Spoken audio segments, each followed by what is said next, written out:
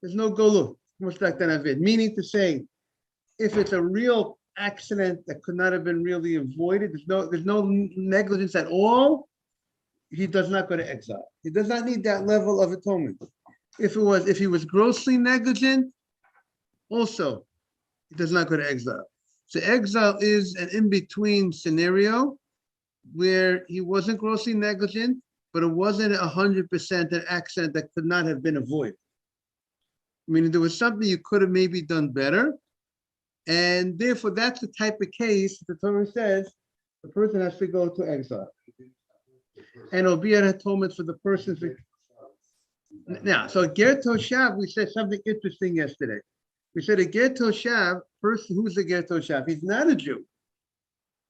And he's only obligated in 7 mitzvot, like any Ben Noach, any non-Jew is obligated in 7 mitzvot. But he accepted it. He's a Jew. He's a person who has an allowance to live in the land of Israel as long as he accepts those mitzvot in front of a bezdin, in front of a court, a formal declaration that accepts upon himself those mitzvot.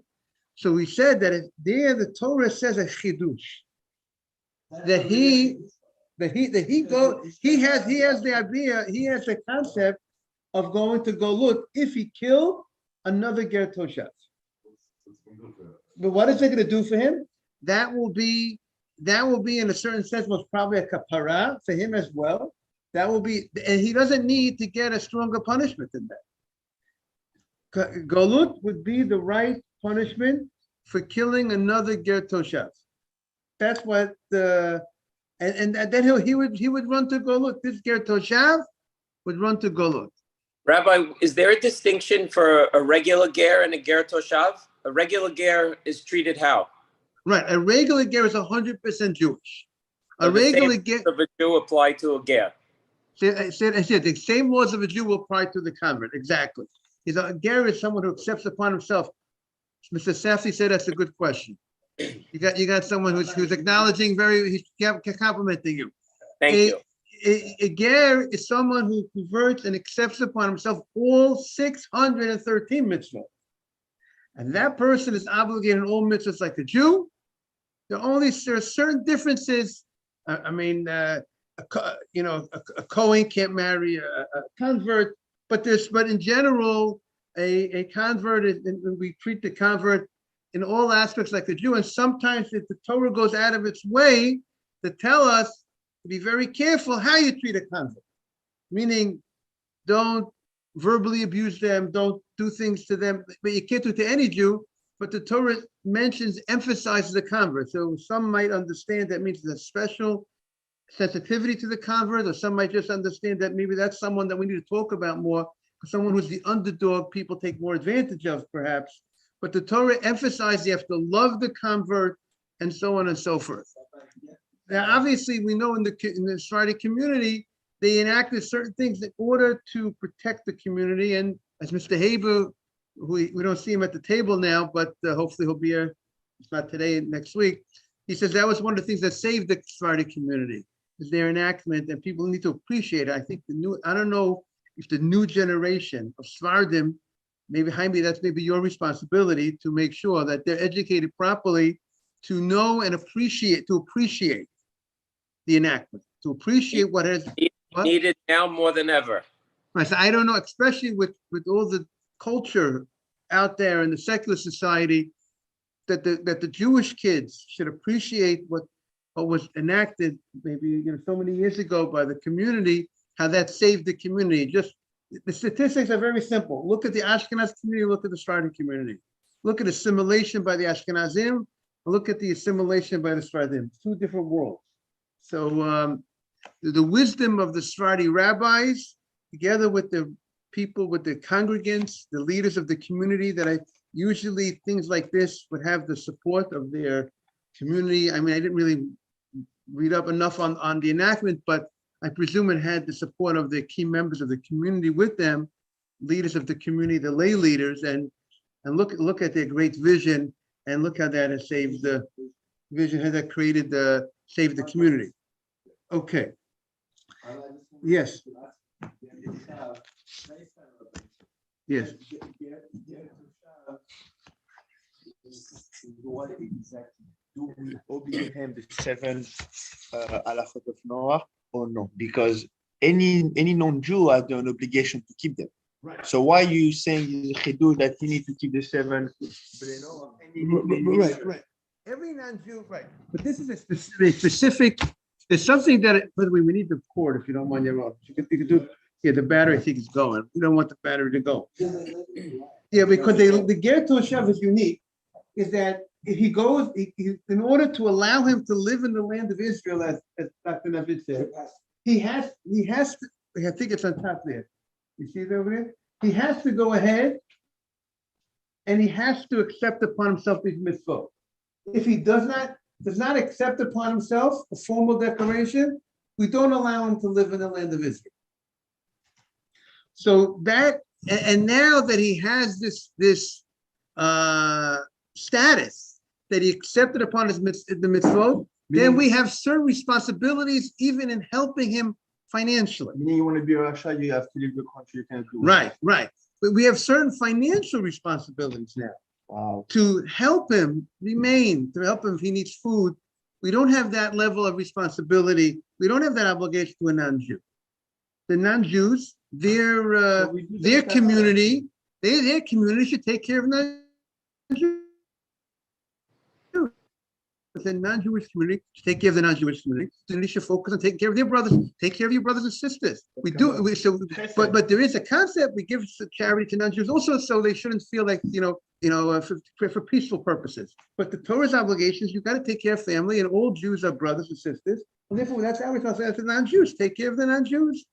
But in Israel, if the guy is a ger toshav, he's living in the land of Israel, accepts upon himself the seven mitzvot Noah.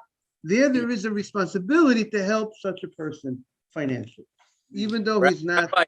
I met a big Baal Tzedakah who seeks out Gerim in Israel to take care of them.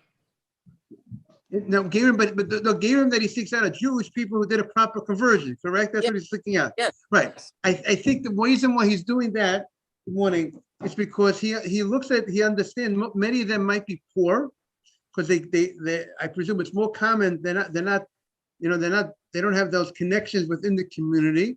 And the Torah does emphasize the haftem esager, to love the convert. So therefore, as a result of that the Torah says to love the convert, so maybe he's trying to fulfill that mitzvah. That's exactly right. He said it's deoraita to take care of the gerim in Israel that are true converts, and he seeks them out, he vets them, and he takes care of them. Because exactly what he said they have no roots, and they're probably usually persecuted and treated less, so he looks to lift them. Right. So very beautiful. Right. And like you said, people who need that, like a guy converts to Judaism, it might also most probably to have the extra financial challenge. Like you said, he's living in Israel. Israel is not known for the high standard of living, and it's not known financially. It seems to be more difficult generally, not for everybody. I mean, in Tel Aviv, there's a lot of millionaires, but for a lot of people, it's more challenging financially in Israel. So for the convert to have that challenge, he took upon himself all the mitzvot, and now he's facing the financial challenge also to make it easier for him, and it's a beautiful thing. And I would also think that to seek out the poor people in Israel, even if they're not converts, there's a lot of poor people living in Israel, which would also be an amazing thing to support those. He does that too, but on the top of his list are the true gerim. That's really good. That's a real beautiful thing, because I don't think there's so many people focusing specifically on that group, and therefore he's tapping into something that's they call something called a mate mitzvah. They call a mate mitzvah. It's like a type of mitzvah that there's no one taking care, not enough people taking care of, and it's it's a special thing to be that there's like stories about a mesechta, like there were certain tractates before the Daf Yomi, before Meir Shapiro Gemara Yosef created the Daf Yomi, there were certain tractates of Gemara that weren't merely being learned. Who no one learned them. They commonly learned that they were like a mate mitzvah. They were like Nobody was focusing on them. As a result of the Daf Yomi, then every Gemara gets opened, it gets learned, and it's to give focus to every Gemara. Okay, back on the Gemara, talk about Gemara on Tes Aman Aleph. You see, everything is connected. We learn the Gemara, we take it to everyday life, we connect it to how we act in life. So the Gemara said,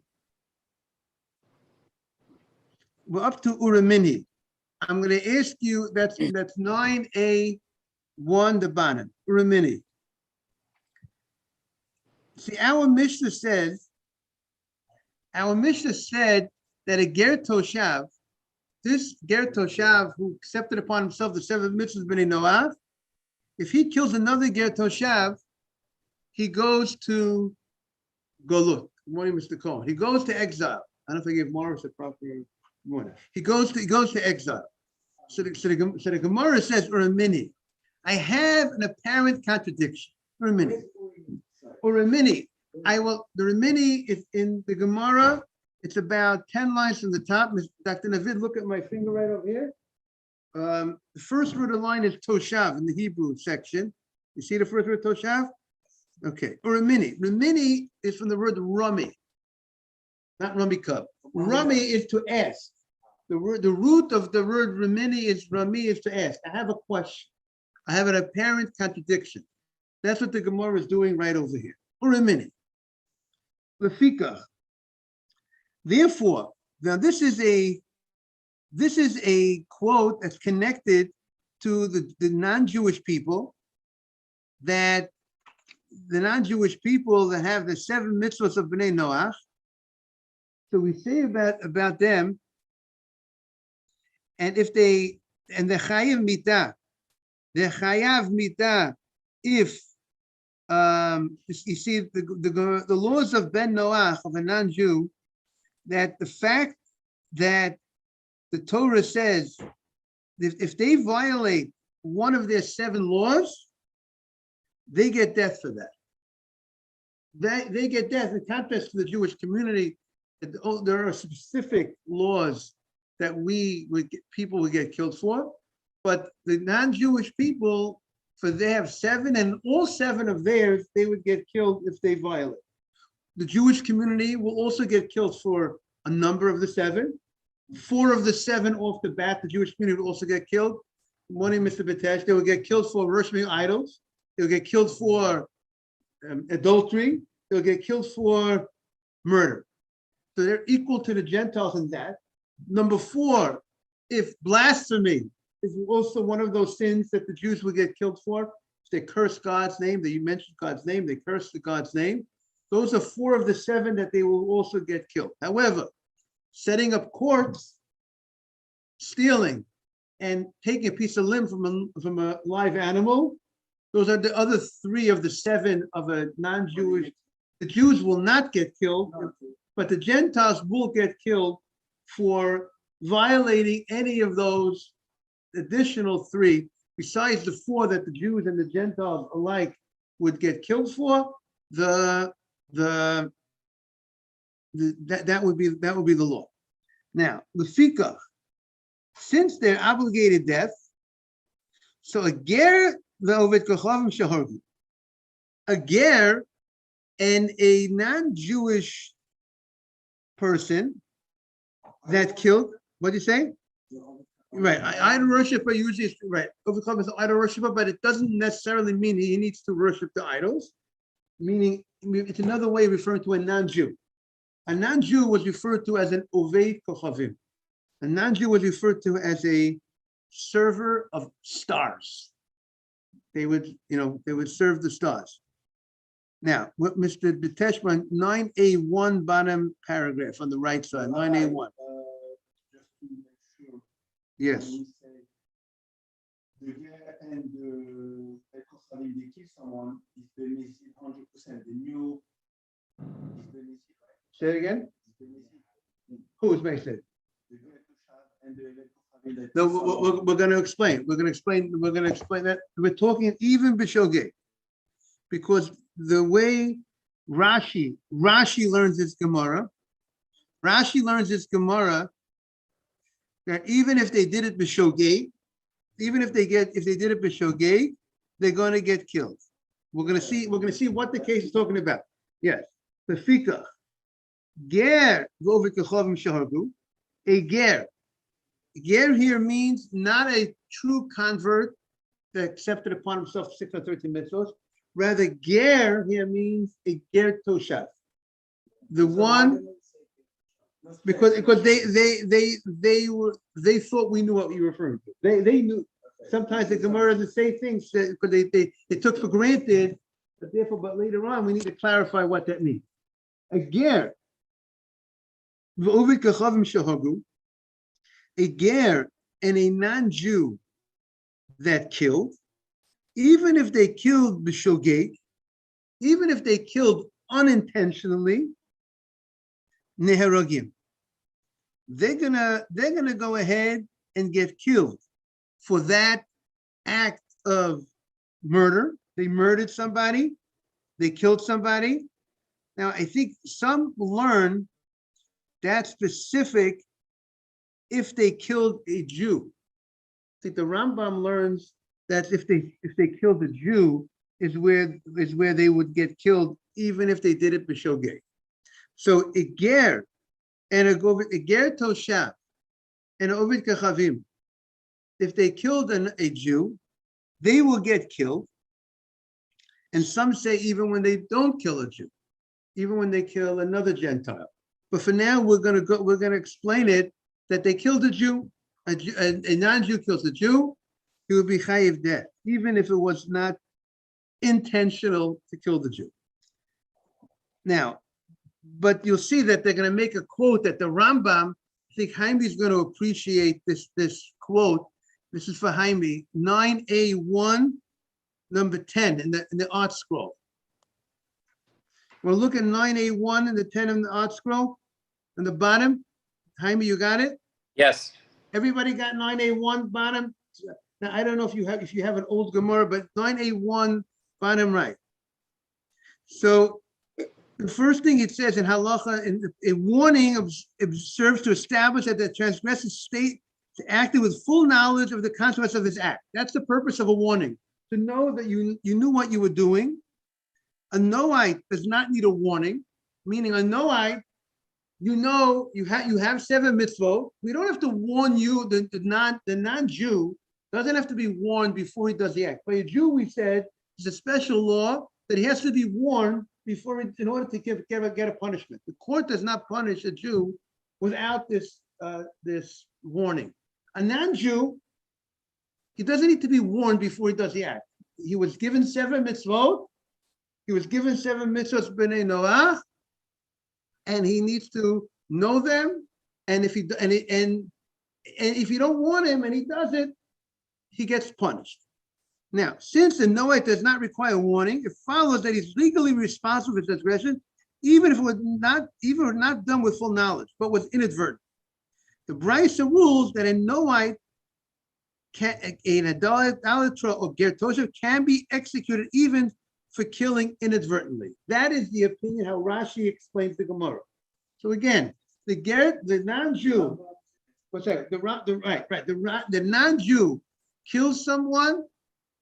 He did it unintentionally. According to Rashi, he went to the forest and they were chopping wood. The wood goes flying, someone gets killed. And I just want to say that case, we do say there was a level of negligence, because always that would be a case that a Jew would go to exile. Anytime a Jew goes to exile with some level of negligence, not full negligence, that case, the Gentile will get killed for such a thing. Now, however, the Ramban, the bottom note says, objects to this. He contends that nobody can be punished by the courts for transgressions that were inadvertent. Although a Noahite need not receive a formal warning, it must be clear that it was intentional. This is the view of the Rambam. Rashi's approach, definitely the language of our Gemara fits Rashi. Rashi's approach seems more the language of our Gemara. But it says in the Gemara's conclusion, maybe Rashi will agree with the Ramban. But at this point, I just wanted to point that out, that there is a discussion, a dispute, exactly what the circumstances a Gentile will get killed for his act. Will he get killed only if he doesn't act intentionally, or if he kills someone, if he does something unintentionally, but the crime was committed? He murdered someone. He didn't mean to murder the guy. What'd you say? Because the Mishnah says what? A ger toshav to a ger toshav goes to exile. Okay, so let's now the Gemara is going to discuss. Okay, let's see the.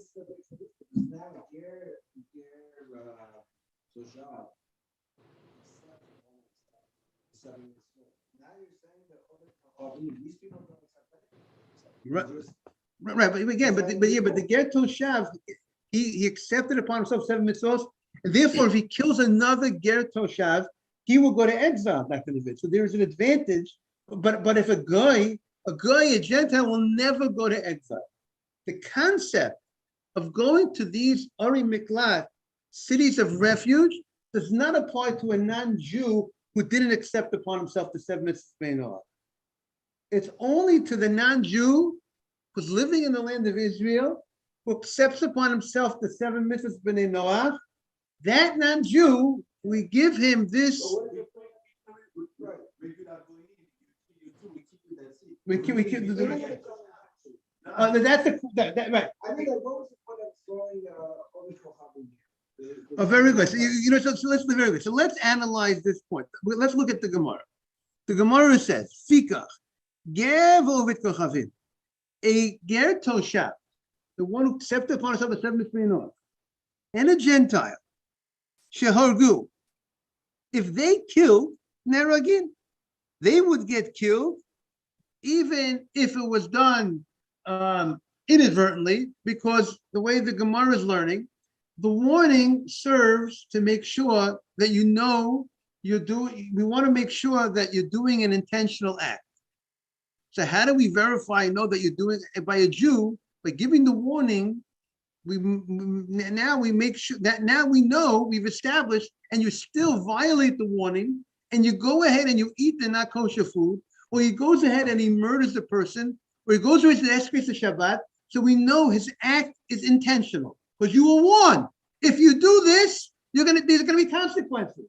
So we know he knows that he's doing something wrong, and therefore he's warned about it. And if he still goes and he does it, he gets the punishment. But a Gentile who we don't need to warn, there's that level, that law, that in order to punish a Gentile, he needs to be warned beforehand, does not apply to a Gentile. That applies to the Jew.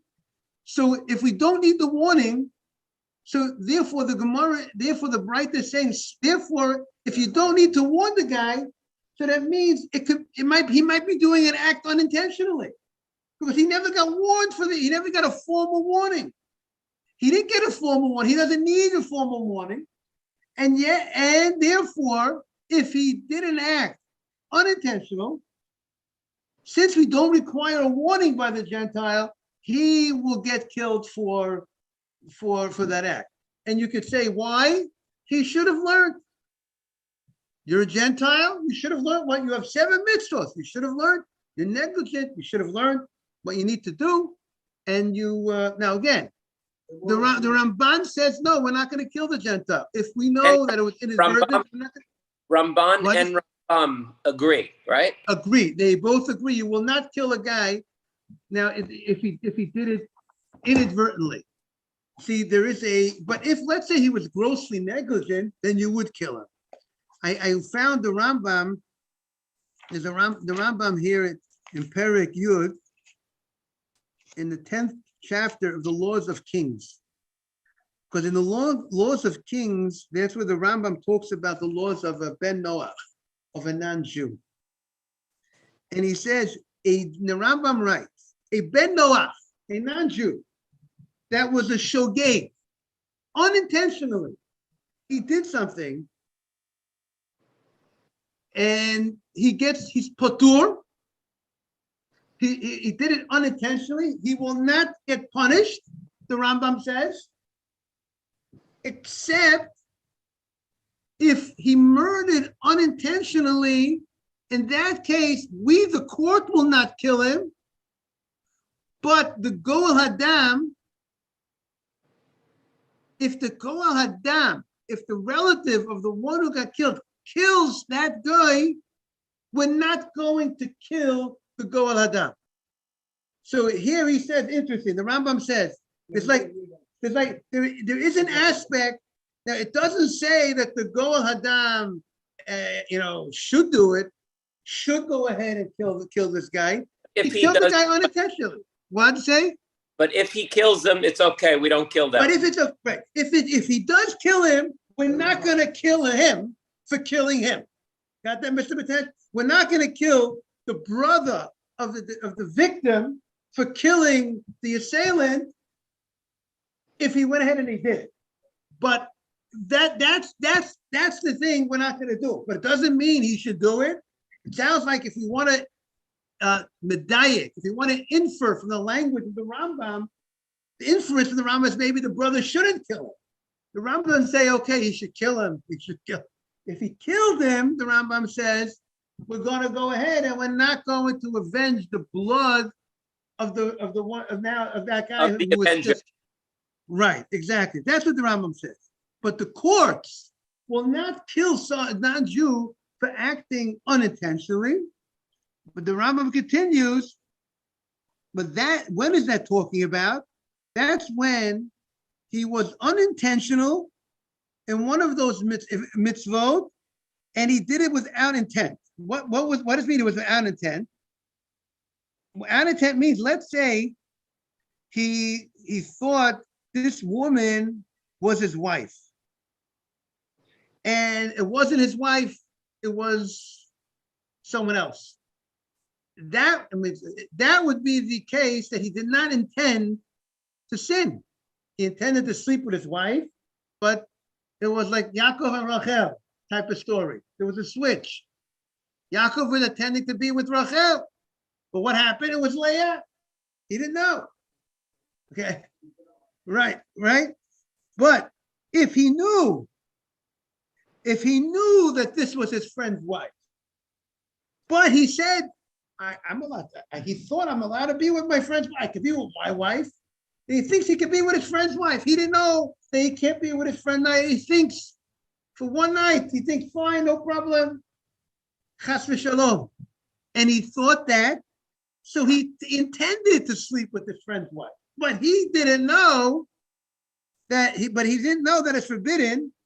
He thought it's permitted.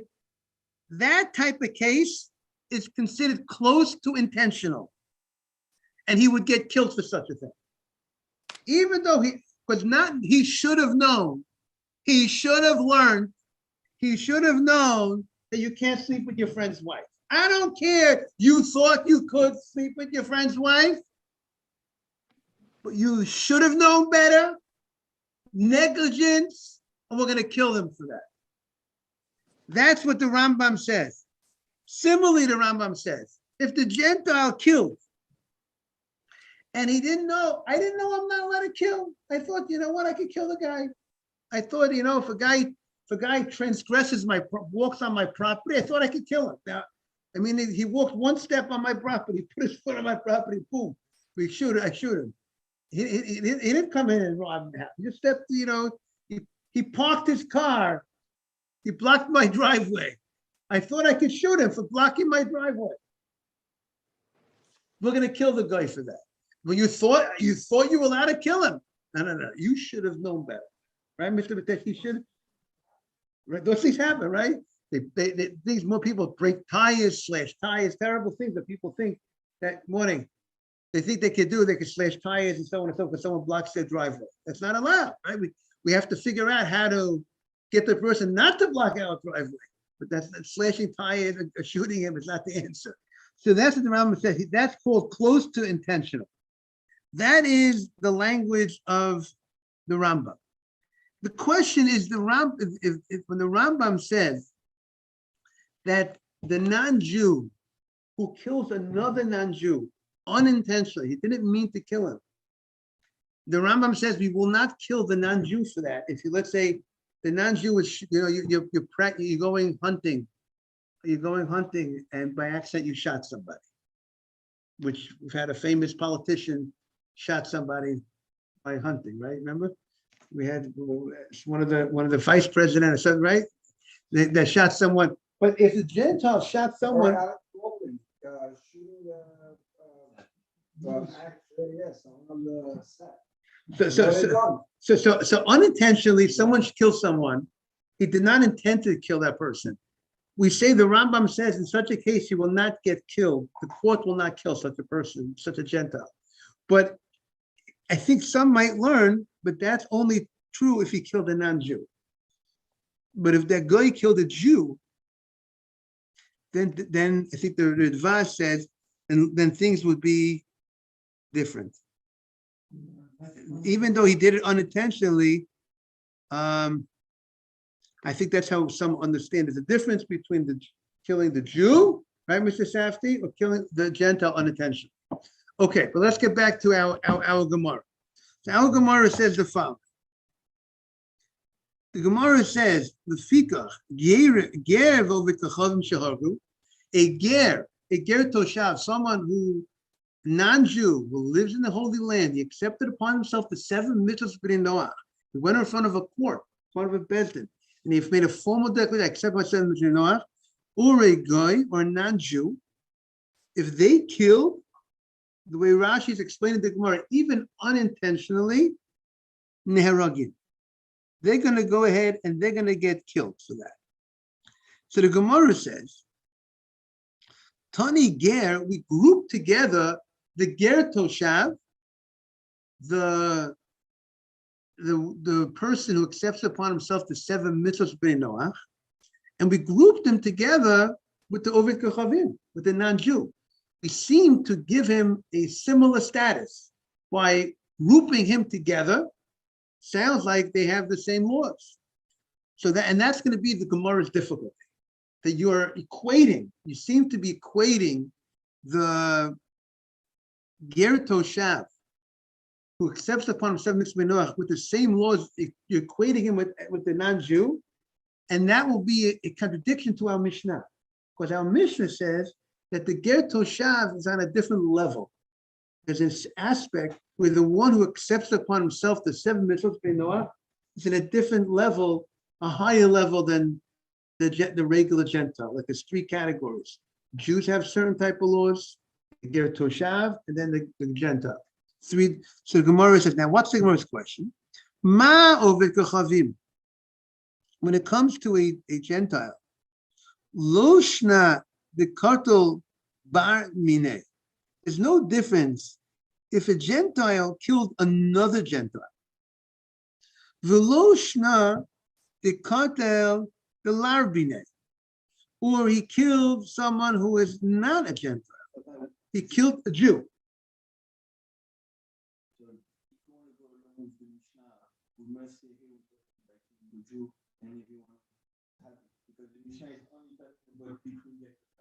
So let's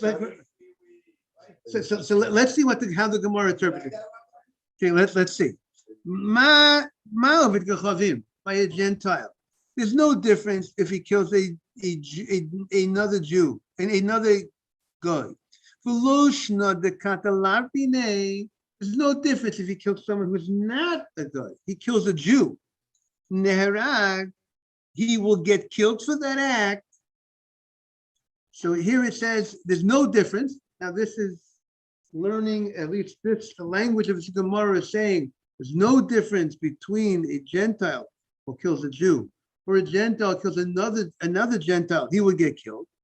Avger, so too a ger, toshav, will also be no difference. Lo shna dekata barmine. There wouldn't be a difference if he kills someone who is similar to him, another ger toshav. Lo shna dekatel la barmine. There's no difference if he kills someone who is not like him. If he kills a Jew in Nehara, he would get killed. So the Gemara's question is that if you're equating, so it's interesting, the Gemara's question is that the style, meaning even it's not exactly the same case, but it's a different case, but it's a similar concept. What does that mean? The guy gets killed if he killed another guy, which is his someone of his kind. And if he killed a Jew, that's not your kind, right? What's a non-Jewish kind? His kind is his other non-Jews. Or even if he doesn't know, he needs to know, and he's held responsible. Yes, a non-Jew is held responsible. If a non-Jew says he wakes up one day and he kills someone, he says, "I didn't know I'm not allowed to kill." He should have known. There's something that you should have known, and that's grossly negligence, and you didn't know, and therefore he's going to get killed for that. But you're telling me he killed someone similar to himself or someone not similar to himself, he gets killed. So the Gemara understands by grouping the Ger Toshav together with him also needs to be talking about no difference if the Ger Toshav kills someone similar to him, another Ger Toshav, or he killed a Jew, someone who's not similar to him, he will get killed for it. So which is different than the Mishnah, because the Mishnah says if a Ger Toshav kills another Ger Toshav, someone of his kind, another non-Jew who accepted upon himself the 7 mitzvahs of Noach, he will not get, the Mishnah says he doesn't get killed, he just goes to exile. If he did it unintentionally, you go to exile. And here the Braita seems to will get killed.